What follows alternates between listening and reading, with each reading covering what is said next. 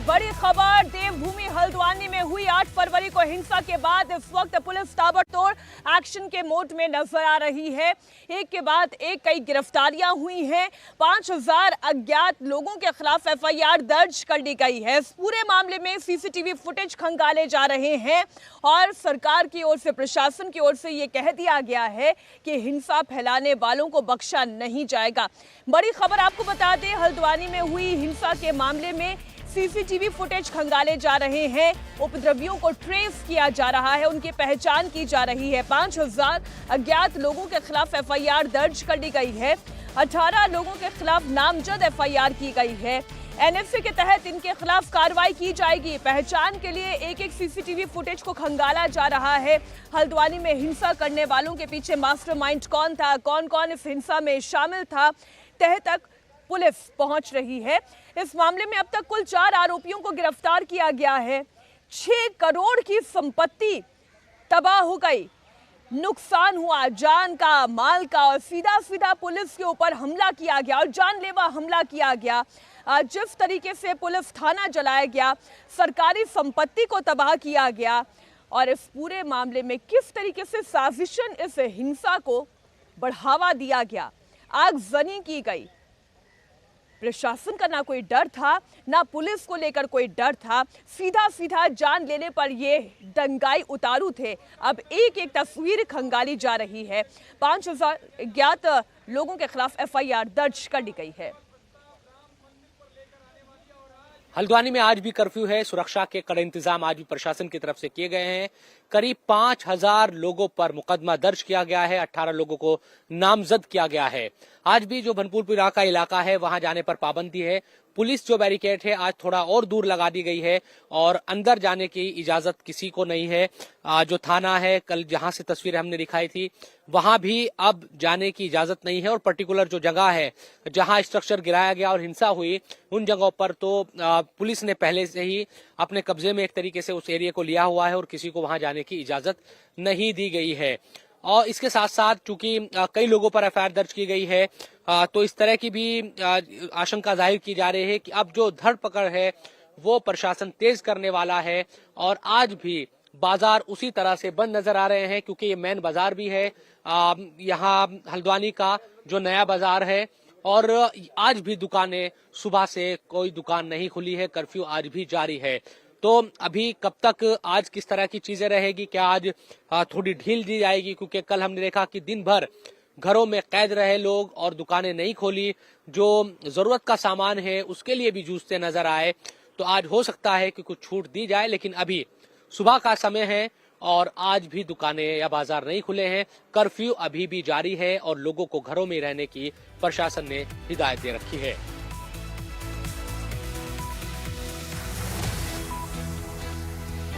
अब ये मामला बिल्कुल स्पष्ट है, बिल्कुल क्लियर है।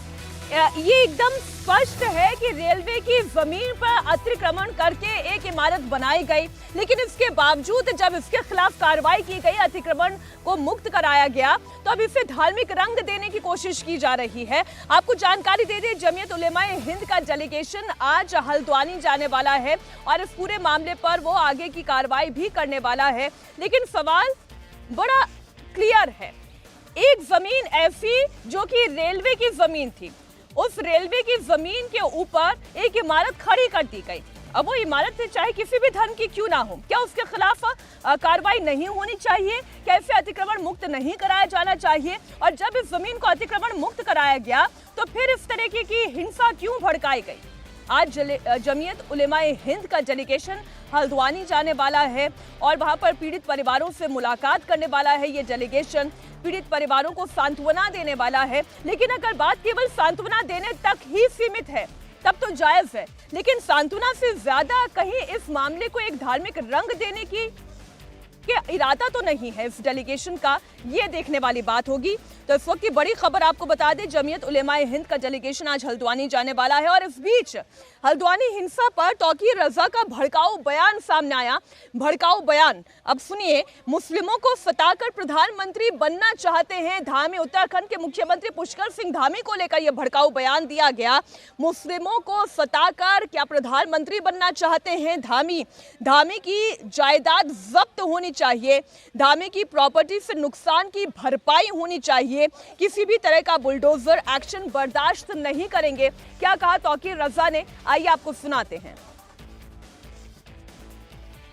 उत्तराखंड में जो कुछ हुआ है, हल्द्वानी में जो कुछ हुआ है, जिम्मेदार उसके लिए कौन है? धामी पागल हो चुका है। उसने ये देखा कि नरेंद्र मोदी ने जब वो मुख्यमंत्री हुआ करता था तब उसने गोधरा कांड कराया, फसाद कराया, मुसलमानों का कत्लेआम कराया, प्रधानमंत्री बन गया। तो अब ये छोटे छोटे मेंढकियों ने भी पैर बढ़ाना शुरू किया है कि नरेंद्र मोदी प्रधानमंत्री बन गया तो हम भी मुसलमानों को सताएंगे, तो शायद हम भी प्रधानमंत्री बन जाएंगे। ये तरीके जो है ये हमारे देश को बर्बाद करने का काम कर रहे हैं। अब किसी किस्म का बुलडोजर बर्दाश्त नहीं किया जाएगा। हम जितना अपने नौजवानों को कंट्रोल कर सकते थे कर चुके हैं। अब हल्द्वानी में जो रिएक्शन दिया गया है उसके नतीजे आपने देख लिए। अगर जबरदस्ती वहां बुलडोजर ना चलाए, धामी उसका जिम्मेदार है, धामी के खिलाफ FIR होनी चाहिए, उसे गिरफ्तार किया जाना चाहिए। और जिन लोगों की वहां संपत्ति नष्ट हुई है उन लोगों की संपत्ति धामी की जायदाद जब्त करके उससे उसकी भरपाई की जानी चाहिए।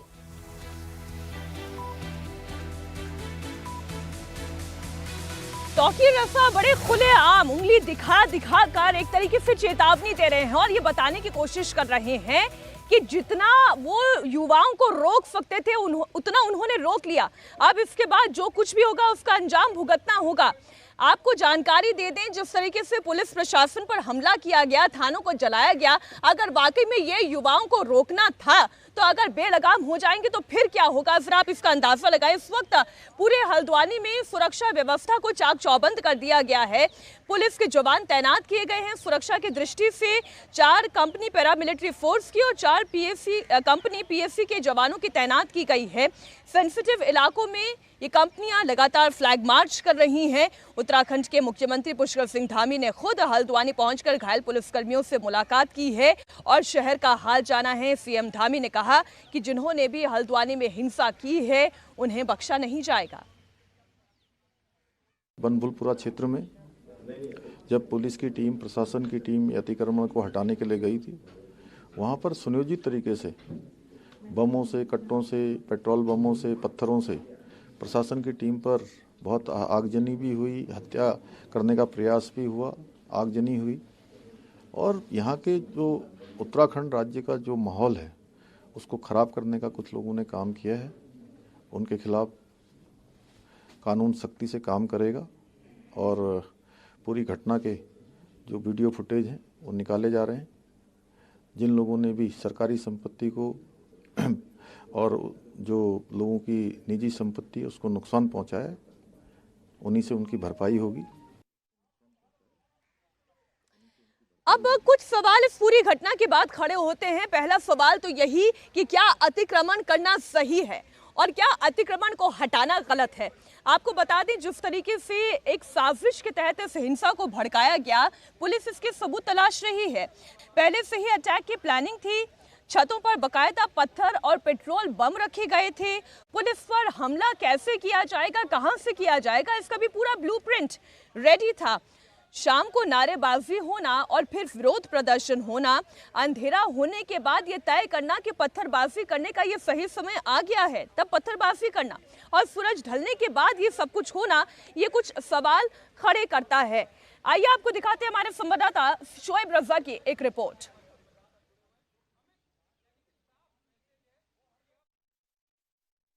हल्द्वानी में जो हिंसा हुई उसमें अब ये लगातार बातें सामने आ रही है कि पूरी योजनाबद्ध तरीके से इस हिंसा को अंजाम दिया गया। ये जो जली हुई बाइकें आप देख रहे हैं, इन बाइकों को लेकर भी ये लगातार खबरें हैं, क्योंकि डीएम की तरफ से भी ये बात कही गई है कि पेट्रोल जो बम थे वो फेंके गए, आग लगाई गई, और इनकी डिग्गियों से भी इस तरह की खबरें सामने आई कि पेट्रोल निकाला गया और फिर बोतलों में भरकर उसको पेट्रोल बम की तरह इस्तेमाल किया गया। ये तमाम चीजें हैं और ये जो तमाम जो बाइकें आपको नजर आ रही है ये उसी हिंसा में जलाई गई और फिर हम देख रहे हैं कि किस तरह से जो चीजें हैं वो सामने आई। तो कुल मिलाकर कहा जा सकता है कि पूरा योजनाबद्ध तरीके से इस हिंसा को अंजाम दिया गया।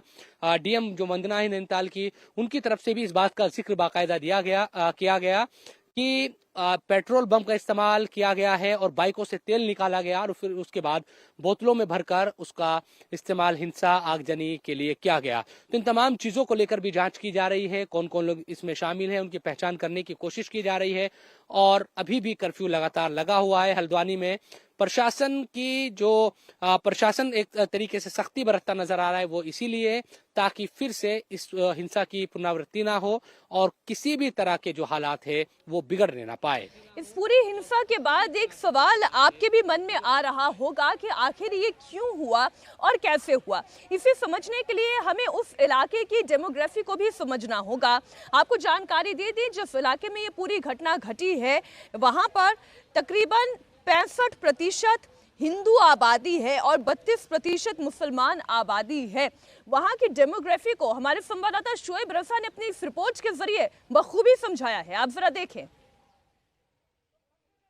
हल्द्वानी में कल हिंसा की जो चिंगारी भड़की उसका असर यकीनन आज भी है। कर्फ्यू लगा हुआ है, लेकिन किस तरह से जो चैलेंज है वो प्रशासन के सामने आया उसकी एक तस्वीर आपको दिखाने की कोशिश करते हैं इस पूरे एरिया को दिखाते हुए टॉप एंगल से कि किस तरह का जो इलाका है वो ये फूलपुरा है और क्यों यहाँ पर इतनी बड़ा जो चैलेंज है वो प्रशासन के सामने आया। दरअसल आप देखेंगे कि बहुत घनी आबादी है यहाँ पर और ये आबादी लगातार पिछले कुछ दशकों में और ज्यादा बढ़ती गई। जो हल्द्वानी के लोग हैं वो इस बात को कहते हैं कि पहले यहाँ हिंदू और मुस्लिम जो आबादी थी वो मिली जुली थी, लेकिन पिछले कुछ दशकों में क्योंकि उत्तर प्रदेश और दूसरे राज्यों से लगातार लोगों की तादाद यहाँ पर बढ़ी और जो मुस्लिम आबादी वो बढ़ती गई, तो हिंदू आबादी ज्यादातर यहाँ से उन्होंने मकानों को बेचा और दूसरी जगहों पर वो शिफ्ट हो गए। संकरी गलियां है और बहुत घनी आबादी है और इस इलाका का जो जिक्र है वो सबसे पहले आपको याद होगा जब रेलवे ने यहाँ अतिक्रमण के खिलाफ कार्रवाई की थी, उस वक्त ज्यादा सुर्खियों में ये इलाका आया था। हालांकि सुप्रीम कोर्ट से इन लोगों को तब राहत मिली थी और अब नगर निगम की तरफ से जब ये कार्रवाई की गई तो यहाँ हिंसा हुई और पुलिस ने, क्योंकि यहाँ पर अब कर्फ्यू लगाया हुआ है, तो कहा यही जा सकता है कि हल्द्वानी के लोग ऐसा मानते हैं कि धीरे धीरे जो डेमोग्राफी चेंज है वो यहाँ पर आया और पूरा जो इलाका है अब ये मुस्लिम इलाका है। और कई बार ऐसा होता है कि प्रशासन के सामने कोई भी कार्रवाई जब वो करते हैं तो उनके सामने यहाँ बड़ा चैलेंज पेश होता है। एक बात तो पूरी तरीके से तय है, जिस तरीके से इस हिंसा को अंजाम दिया गया ये साजिश के तहत दिया गया। वहां पर बकायदा पेट्रोल बम रखे हुए थे, छतों पर पत्थर रखे हुए थे, जिस तरह से नारेबाजी की गई, फिर यह तय किया गया कि शाम होते होते इस हिंसा को अंजाम देना है, वरना पेट्रोल बम की आवश्यकता कहाँ थी। पुलिस के ऊपर जिस तरीके से अटैक किया गया, पुलिस थाने को जलाया गया, ये बात भी तय है कि इसके लिए बाकायदा एक रोड मैप तैयार किया गया था कि कब हिंसा भड़कानी है, कब पुलिस की टीम पर अटैक करना है, वरना क्या आम लोगों के अंदर इतनी ताकत है कि वो सीधा सीधा पुलिस के ऊपर जाकर जानलेवा हमला कर दें। इस पूरे मामले में 6 लोगों की जान गई है। पुलिस ने 5000 अज्ञात लोगों के खिलाफ एफआईआर दर्ज कर ली है। 18 लोगों के खिलाफ नामजद एफआईआर दर्ज की गई है। इसके अलावा 6 लोगों की इसमें गिरफ्तारी हो चुकी है। माफ कीजिए, 18 लोगों की इसमें नाम एफआईआर में शामिल कर लिया गया है, जिनका बाकायदा नाम इसमें लिखा गया है। इस बीच हल्द्वानी हिंसा पर मुस्लिम पक्ष का पहला रिएक्शन सामने आ गया है। हल्द्वानी में जमीयत के जिला अध्यक्ष मौलाना ने कहा है कि कई दिनों से हमारी प्रशासन से बातचीत जारी थी। मौलाना कासमी ये कह रहे हैं बीते कई दिनों से हमारी प्रशासन से इस मामले पर बातचीत जारी थी और बातचीत विफल होने पर मुख्यमंत्री तक हमने अपनी बात भी पहुंचाई। कांग्रेस विधायक के जरिए सीएम तक ये बात पहुंचाई गई। प्रशासन ने हड़बड़ी में कदम उठाया। मौलाना कासमी ने क्या कहा, ये पूरा बयान उनका आपके सामने रखते हैं।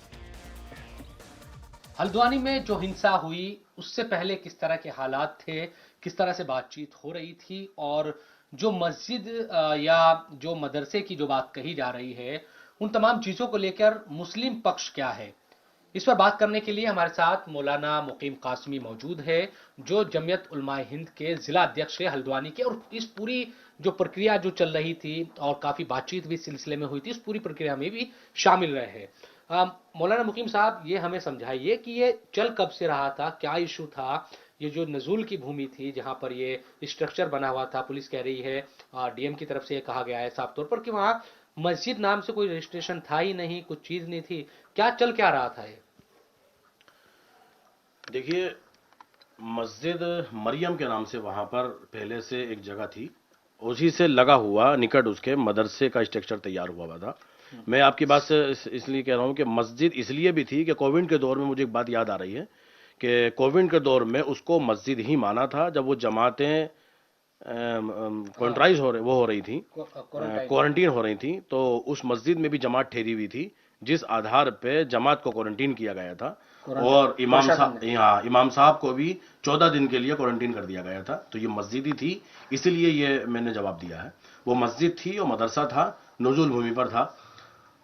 तकरीबन हफ्ते भर पहले पूरी डिटेल में मैं खुद शरीक था, शुरू से अब तक। हफ्ते भर पहले एक नोटिस लगाया जाता है मस्जिद और मदरसे के ध्वस्तीकरण का। ये कोर्ट के आदेश पर था? कोर्ट के आदेश पर था। अच्छा। और नगर निगम द्वारा एक नोटिस लगाया गया मस्जिद और मदरसे। अब कुछ सवाल ऐसे खड़े हो रहे हैं, क्या बरेली में जुमे की नमाज के बाद बड़े दंगे की साजिश तय की गई थी? क्योंकि जिस तरीके के भड़काऊ बयान मौलाना तौकी रजा दे रहे हैं, उसके बाद तो यही समझ में आ रहा है। विश्व हिंदू परिषद और बजरंग दल को आतंकी संगठन बताते हुए मौलाना तौकी रजा ने कहा है कि अगर सरकार दंगा चाहती है तो हम तैयार हैं। सड़कों पर लोगों की भीड़ जमा कर भड़काऊ तकरीरें दी गई हैं। मौलाना तौकी रजा ने खुद इस भीड़ को लीड किया, सैकड़ों लोगों को इकट्ठा किया। सड़कों पर सरकार के खिलाफ बाकायदा नारेबाजी की गई और मजहबी नारे लगाए गए। भीड़ में शामिल उपद्रवियों ने पत्थर बरसाए, सड़कों पर भगदड़ के हालात पैदा किए गए। नारेबाजी के जरिए उग्र प्रदर्शन किया गया। और कितनी भीड़ है जरा आप इन तस्वीरों में भी देखिए। पुलिस की बड़ी सूझबूझ के साथ इस पूरे हालात को कंट्रोल किया गया। लावा अंदर बहुत पनप रहा है, बहुत बड़ा ब्लास्ट हो सकता है। मैंने ये छोटा सा काम करके लोगों के जज्बात को कंट्रोल करने की कोशिश की है और सेफ्टी वाल्व का काम किया है। मैंने उस प्रेशर को दूसरे रास्ते से निकाला है ताकि वो जो हमारे शहर का अमन खराब ना हो। हुकूमत को हमारा इसमें साथ देना चाहिए। अगर हुकूमत दंगा और फसाद चाहती है तो हम तैयार हैं। ना पुलिस की लाठी से डरते हैं, ना गोली से डरते हैं, लेकिन हम अपने शहर के अमन से और अपने देश के अमन को बनाए रखना चाहते हैं, इसलिए हमने जवाब दे दिया है। मेरी मांग ये है कि मुफ्ती सलमान अजहरी को फौरन रिहा किया जाए और ये जो बुलडोजर की कार्रवाई चल रही है, असल में मैं बुलडोजर की कार्रवाई की मुखालफत इसलिए कर रहा हूं कि ये कोर्ट का काम पुलिस ने अपने हाथ में लिया हुआ है। जब अदालतें मौजूद है, किसी ने अपराध किया है, उसको गिरफ्तार कीजिए, अदालत के सामने पेश कीजिए, अदालत उसे सजा दे या जो भी करे। लेकिन पुलिस जो बुलडोजर चला रही है, हुकूमत जो बुलडोजर चला रही है, इस बुलडोजर के खिलाफ सुप्रीम कोर्ट को सख्त संज्ञान लेना चाहिए।